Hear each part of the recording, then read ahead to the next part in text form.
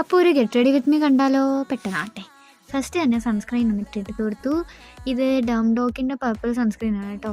പിന്നെ അത് കഴിഞ്ഞതിന് ശേഷം നമ്മുടെ BB ക്രീം പോൺസിൻ്റെ ആണെന്ന് തോന്നുന്നു. അതും കൂടെ മുഖത്തെല്ലാം നമ്മളൊന്ന് അപ്ലൈ ചെയ്ത് കൊടുക്കുന്നുണ്ട്. എനിക്ക് സാറ്റിസ്ഫാക്ഷൻ ഉണ്ട് ഗൈസ് ഇങ്ങനെ ഇടുമ്പോൾ. പിന്നെ ഇതൊക്കെ ഒന്ന് തേച്ച് പിടിപ്പിക്കാം. എനിക്ക് തോന്നി ഇത് ഇടണ്ടായിരുന്നു എന്നെന്തൊരുമാതിരി. പിന്നെ നമ്മുടെ ഫേസസ് കാനഡയുടെ ലിപ്സ്റ്റിക്കാണ് നമ്മൾ ബ്ലഷ് ആയിട്ട് ഇടുന്നത്. അത് തന്നെയാണ് ചുണ്ടിലിടാൻ ഉദ്ദേശിക്കുന്നത്.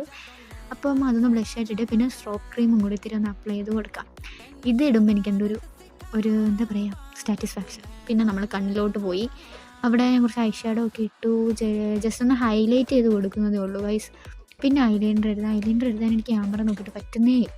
പിന്നെ കണ്ണാടി എടുത്തു. എന്തോ ക്യാമറയും കണ്ണാടി തമ്മിലുള്ള വ്യത്യാസം എനിക്ക് മനസ്സിലായില്ല.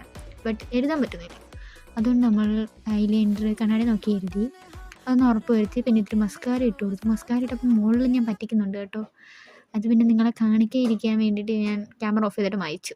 പിന്നെ ലിപ്പ് ലൈനർ ഒന്ന് ചെയ്തു. സംഭവം ഞാൻ ചെയ്യാറില്ല, പിന്നെ വീഡിയോ എടുക്കുന്നത് കൊണ്ടങ്ങ് ചെയ്തെന്നേ ഉള്ളൂ. ഫേസസ് കാനഡയുടെ ലിപ്സ്റ്റിക് ഇടാന്ന് വെച്ചേ. പിന്നെ മെബിലിൻ ന്യൂയോർക്കിൻ്റെ പിങ്ക് ഷെയ്ഡ് അതാണ് ഞാൻ ഇട്ടത്. പിന്നെ രണ്ടും കൂടെ മിക്സ് ചെയ്തു.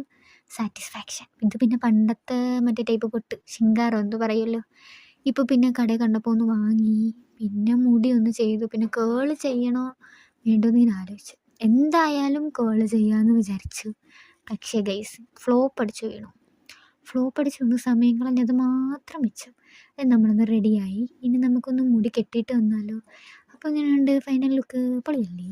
ഇനി നമുക്ക് റീലിൽ കാണാം. Bye bye. Tata, love you.